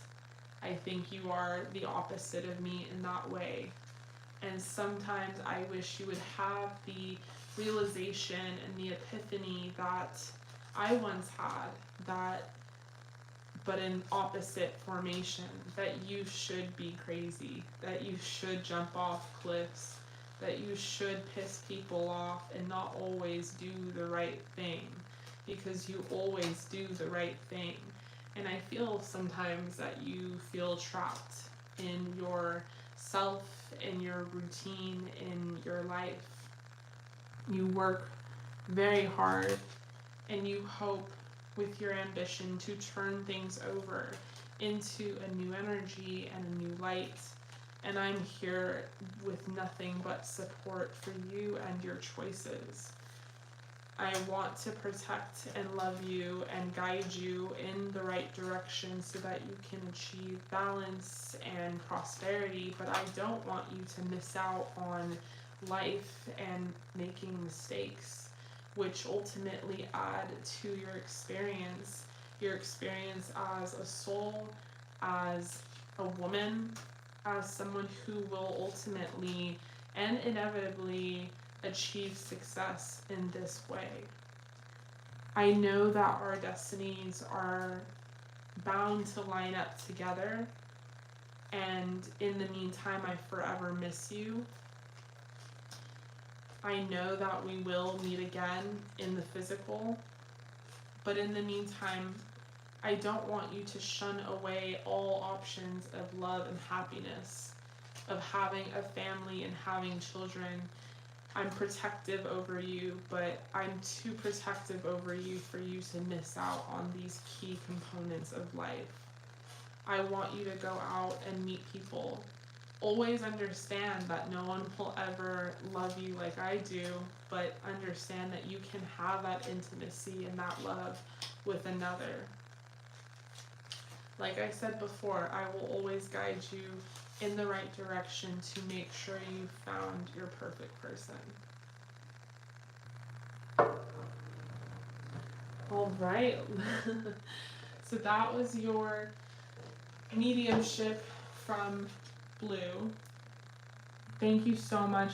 I mean, I really felt like that was the most he's ever said. And it was just very like, I don't even know, I'm gonna have to listen to it. I just feel like I blacked out. I have to go back and listen to it myself. I felt like very calm during the whole thing. All right, love, thank you so much for joining the live as always. It was such a pleasure to read for you. I appreciate you so much. This was such an amazing and has continued to be such an amazing experience doing these like sessions for you. All right, gorgeous. Have an amazing Monday night. I love you. I appreciate you. And I really hope that resonated as per usual. And literally now that I have stopped, that light stopped flickering. I'm telling you, there's no like consistent pattern with this light. It's like a light now. That's crazy. Wow, that's so crazy. All right, so I'm gonna move on to the next person, which is Anna, who got mediumship and channeled oracle.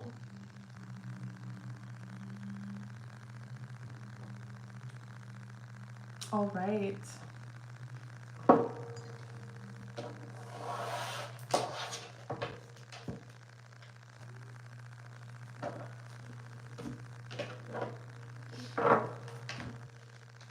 Hello, Anna, how are you?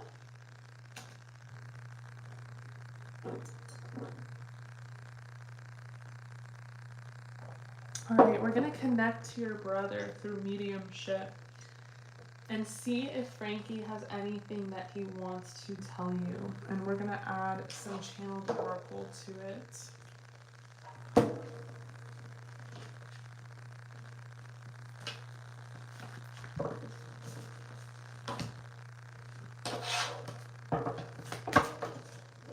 All right, spirits, angels, and guides, please help us connect Anna to her brother, Frankie.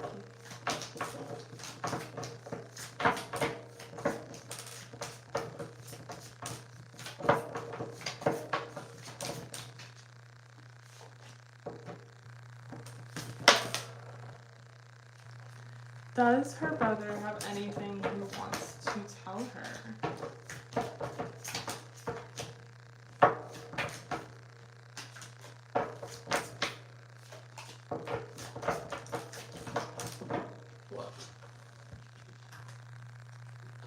Okay, we're starting with the Magician, Justice, and Death.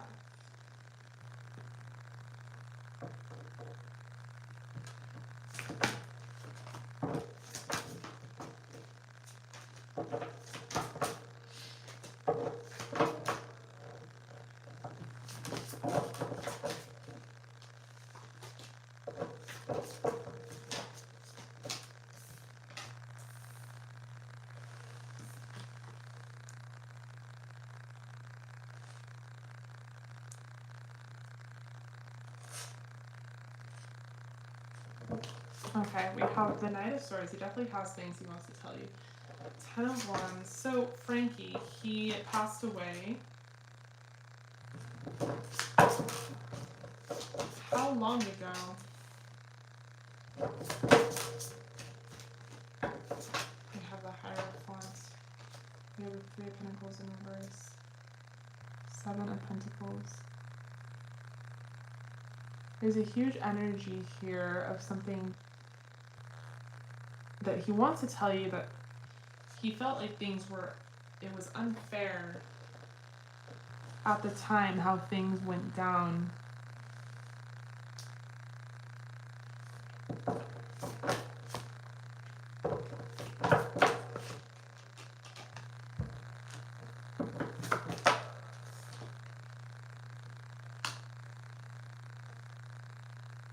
He really appreciates your spiritual growth and your awakening and how you've been able to really connect with him. Even if it was not on the most obvious level, he sends you signs and synchronicities in hopes that you will notice them. One of the biggest things he wants to say to you is that he is helping you manifest opportunities and blessings into your life, that he's able to send you more tools and guidance to your physical dimension than he was or could have done as like a person here on earth. It's like he has more power, more like power is how he would describe it, to be able to help you in some sort of way. He felt like a lot of people were impacted negatively by his death, that they felt it was unfair. And kind of the energy that he is emulating is that it was fair and it was a part of a deeper destiny. He's been wanting to talk to you for a while. He might come out right now and I can just channel him. Right now I'm just getting a lot of messages. He does not want you to be sad. And he feels like you're carrying a lot of burdens with you right now. He feels like you're going to topple over. You're going to exhaust yourself. Okay.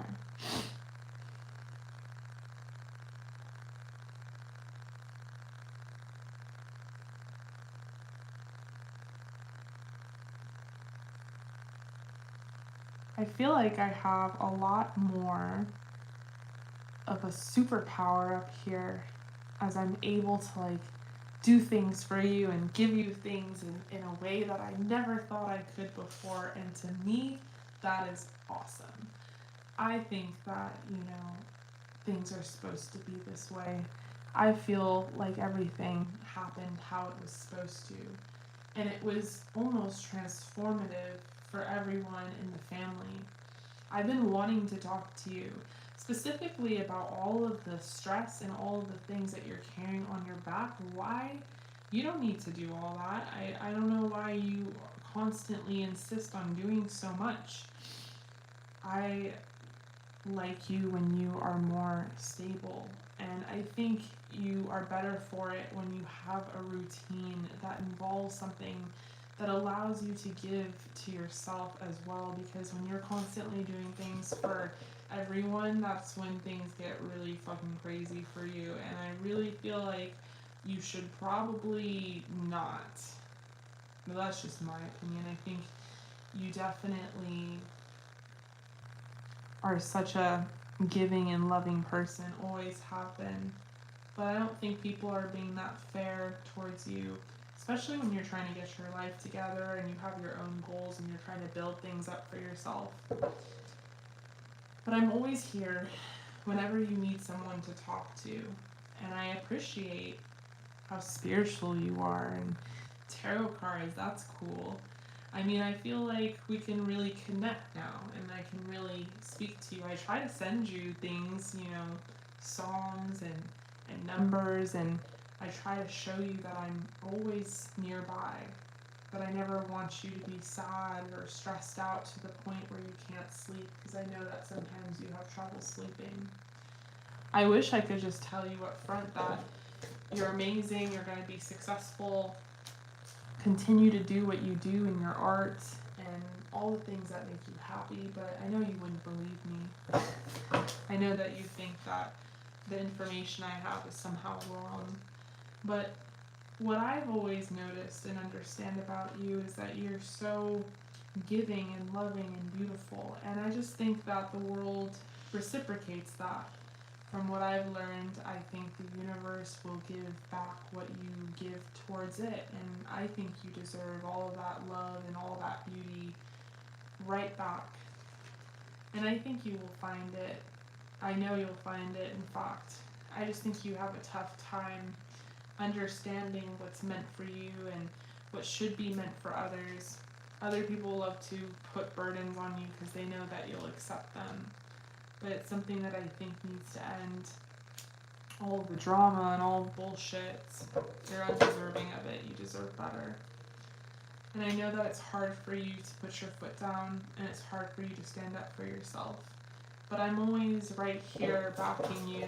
I'm always here to listen. I know that I seem far away, but I'm not. What I want for you the most is to focus on what makes you passionate and what makes you happy, because I know you have so many passions and you're such a creative and artistic person. And I really feel like you could make a life out of being this way. Just being creative and having fun, being artistic. But for some reason you don't have this belief that you can be successful with that. And I don't know if that was dad or mom or anyone who made you feel that way, but I think it's time to unlearn all of that and to understand that you don't have to really live the way you were taught or the way in which that's traditional. I think if you're confident and strong the way that I know you are, everything will sort of unfold in the right direction. I'm always sending you good vibrations. I'm always sending you my love. I love you forever, and I know that you're going to be so happy.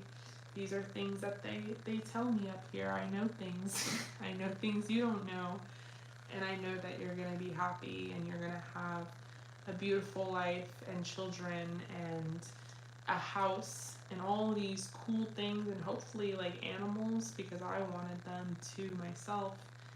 And everything is going to really come full circle for you, because that's what you deserve. And that's something that I know inherently. Always continue to connect with me and talk to me and understand that I'm right here. I'm never far away.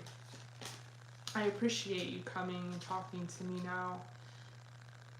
You are my best friend, and I miss you, and I'm very, very proud of you and who you have become and who you've shaped into despite all of the difficult things that you've gone through.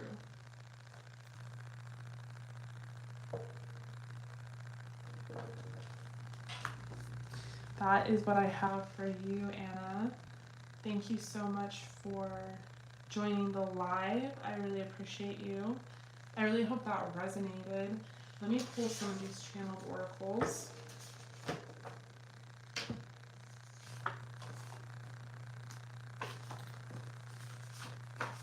Here we have Believe in Miracles. You're my favorites. Hi, beautiful. We have Magic. Cast a spell. Interesting. So Magician and the High Priestess coming out. This could represent that he wants you to play around with magic more. I am thinking of you. You inspire me. We have divine timing. Some sort of divine timing is at play. Oh, I miss your hug. You're always on my mind.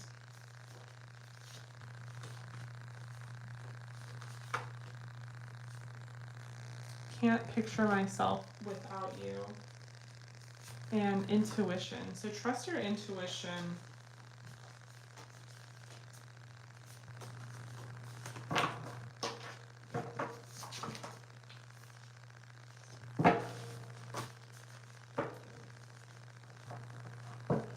Yeah. Oh, I miss your hug.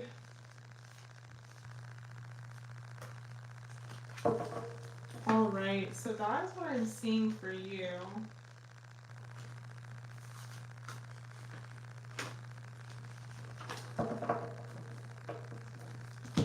All right, Anna, I love you. I appreciate you.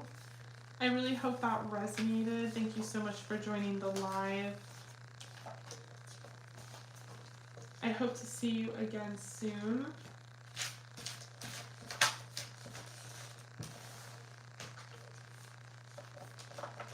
All right, you guys, so that is all that I have for tonight, for tonight's live.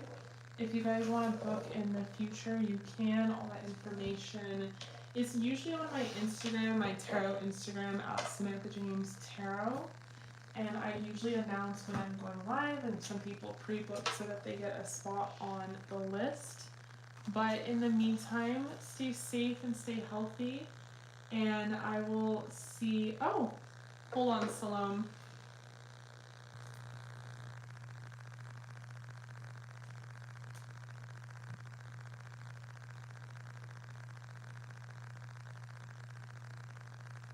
Okay, I have your, sorry about that. All right, let me know what your question is, love. Thank you, Anna, I love you. So you got an 18 plus. So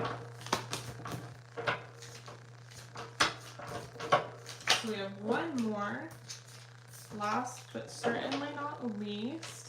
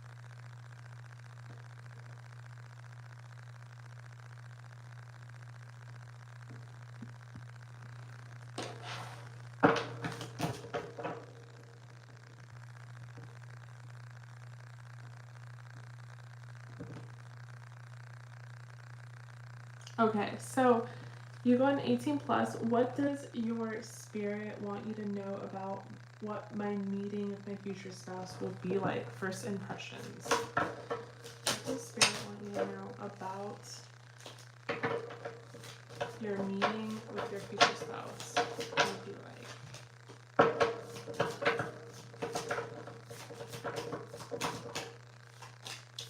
We have the 9 of Pentacles to start.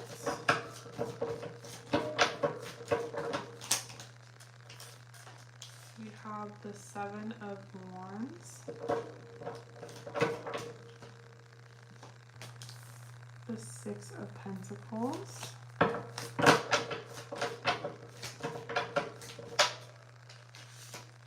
the 3 of Cups,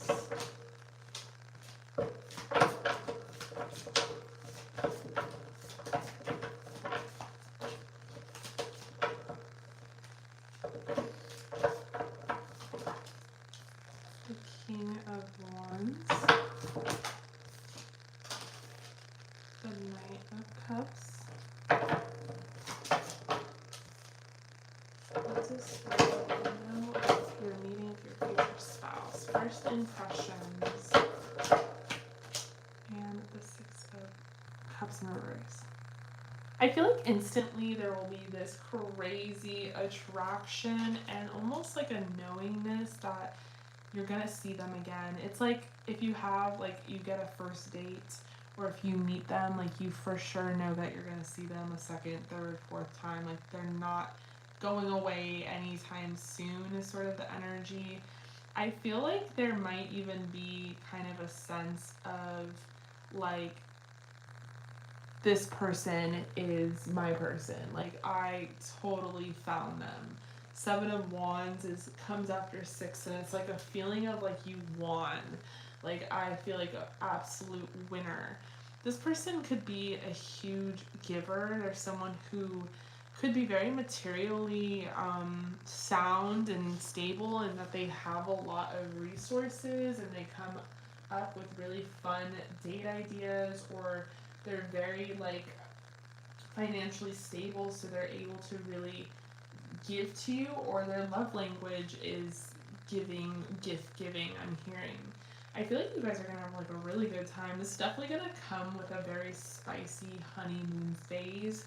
So your first impressions will be like you guys are gonna feel instantly attracted to each other, instantly like, oh, I won. I won at the game of life. I found my person, and like I really want to just like give to them. I think you guys will have a really good time if you have like a first date or second date. You could even go drinking or get a drink together. I feel like this person is going to really like hug you and love you and cherish you, and probably like feel very protective and maybe even possessive over you. We have this could be the one. Because it could be like they immediately see you and like they think of you as like, this is my one, and they don't want you to go anywhere. They don't want to lose you. They like want to kind of hold you and like protect you and make sure no one else can like get you. I definitely feel like you guys will have this very sexual attraction, and then it's going to lead into something deeper. Like you'll find yourselves falling in love with each other.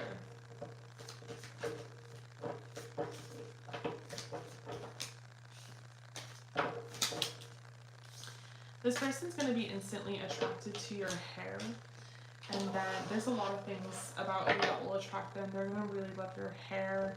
They're going to really love your curves, the curve of your back. I would wear like a backless something. I don't know. I'm like, when you meet them, I'm like, what if it's like not planned? I feel like they will just really love your back. They'll really love your titties, your breasts.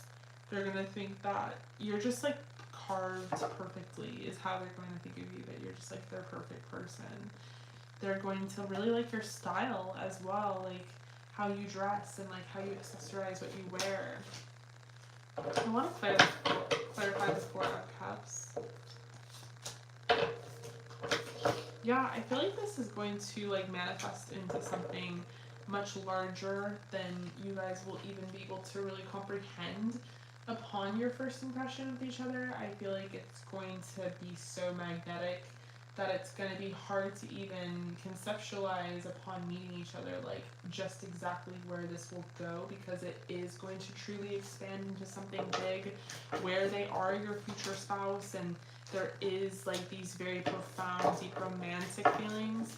I feel like, yeah, this person is going to be wildly passionate and attracted to you. They're going to think that you're very cool and zen, and like they're going to really like your personality. Like they're going to describe you as chill and like very just ambitious as well. Like they're going to appreciate that you kind of have your own thing going on and your own money, and they're going to also like really be attracted to your spiritual side.